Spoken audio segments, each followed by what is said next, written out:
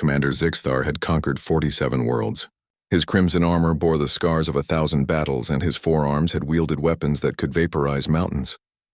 The Krellian Empire stretched across 3 galaxies, and Earth, this insignificant blue marble, would be conquest number 48. Atmospheric composition confirmed, his tactical officer announced. 78% nitrogen, 21% oxygen. Gravity, 9.8 meters per second squared. Temperature tolerable range. Zixthar studied the holographic display of Earth's major cities. Primitive, no planetary shields, no orbital defense platforms. Their most advanced weapons were chemical-based projectiles. This would take mere hours. Deploy the first wave, he commanded. 5,000 shock troopers. We'll break their spirit before sunset. The deployment pods screamed through Earth's atmosphere, landing in formation across what the humans called Central Park in New York City. The pods hissed open, and 5,000 Krellian warriors emerged, their powered armor gleaming in the afternoon sun. Commander Zixthar stepped out first, his boots crushing the soft grass beneath him. He took one breath of Earth's air and collapsed. Around him, warrior after warrior crumpled to the ground. Some fell to their knees, gasping. Others vomited inside their helmets. A few managed to stay standing, swaying like drunken children before joining their comrades on the ground. Zixthar's vision swam. His forehearts hammered against his ribcage as if trying to escape. Every muscle in his body felt like it was being crushed by invisible hands. He tried to stand, but his legs refused to obey. The gravity readings had been accurate, so why did he feel like he was being pulled down by a force 10 times stronger? Through his blurred vision, he saw humans approaching.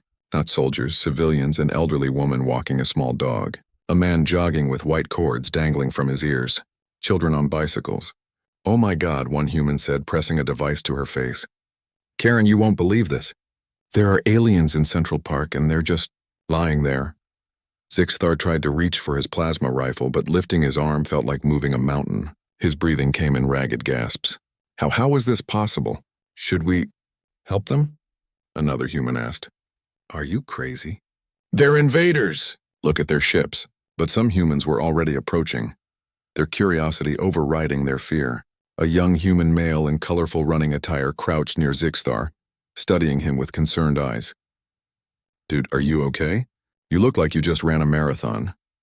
Back on the command ship, Science Officer Ralvex frantically analyzed the data streaming from the collapsed soldiers' biosuits. His 3 eyes widened in horror as the truth became clear. "Commander," he transmitted to Zixthar's suit. "Withdraw immediately. Earth's atmospheric pressure is 40% higher than we calculated. And the oxygen concentration, sir, it's toxic. Their air is literally poisoning our soldiers." Zixthar barely heard him. His vision was darkening at the edges. Earth's normal atmosphere was a death trap. Every breath he took flooded his system with too much oxygen, inducing hyperoxia. His body, evolved on a low-gravity, low-pressure world, was simply not built for this. "But we scanned," Zixthar gasped into his calm. "The gravity is accurate, Commander. But Earth is a high-gravity world. Their native species evolved under these crushing conditions. They've been living their entire lives in what we would consider a high-pressure chamber. And the oxygen levels. Sir, this planet should have spontaneous fires breaking out constantly. It's a miracle the entire surface hasn't burned." More humans were gathering now, keeping a cautious distance. Some were recording with their primitive devices. Others were calling for medical assistance for the invaders who had come to conquer them. A human female in blue clothing with a white cross symbol approached fearlessly. "A doctor," Zixthar's translator supplied weakly. "We need to help them," she said firmly.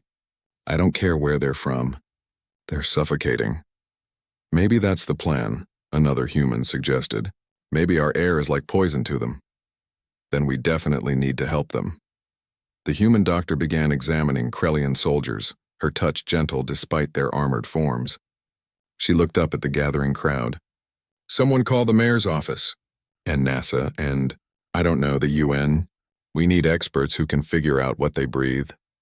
Zixthar watched in amazement as humans, the very beings he had come to conquer, began organizing rescue efforts. They brought water. They created shade. They tried to communicate, their voices full of concern rather than fear or hatred. Through his fading consciousness, Zixthar understood. Earth wasn't undefended because humans were primitive. It was undefended because their planet itself was a fortress. Every breath of their oxygen-rich air was fire in Krellian lungs. Every moment under their crushing gravity was torture. Their atmospheric pressure was a weapon no engineer could design. And these humans? They lived in this hell like it was paradise. They ran and played and laughed under conditions that would kill a Krellian warrior in hours. Recall, all forces, Zixthar whispered into his comm before his consciousness finally slipped away. Earth is unconquerable. Above, the Krellian fleet received the impossible command. 5,000 warriors defeated not by human weapons, but by simply standing on their planet's surface. As Zixthar's world went dark, his last thought was not of defeat, but of awe. Humans weren't just another species. They were monsters who had evolved to thrive in conditions that killed everything else. They were apex predators who didn't even realize the deadly environment they called home, and they were trying to save him. When Zixthar awoke 3 days later in a specially constructed low-oxygen, low-pressure medical chamber, he found himself in what humans called the United Nations building. A human diplomat sat across from him, smiling. "Welcome back, Commander," the woman said. "We have a lot to talk about. Starting with, would you like some tea?" Zixthar stared at her. This human, this fragile-looking being, had just spoken to him in his own language. She sat comfortably in Earth's crushing gravity, breathing its toxic air, completely unaware of how terrifying she truly was. "Tea would be acceptable," he replied. And thus began humanity's first diplomatic relationship with an alien species, born not from military might, but from the simple, humbling fact that humans lived every day in conditions that made them, unknowingly, the most formidable warriors in the galaxy. They just chose to offer tea instead.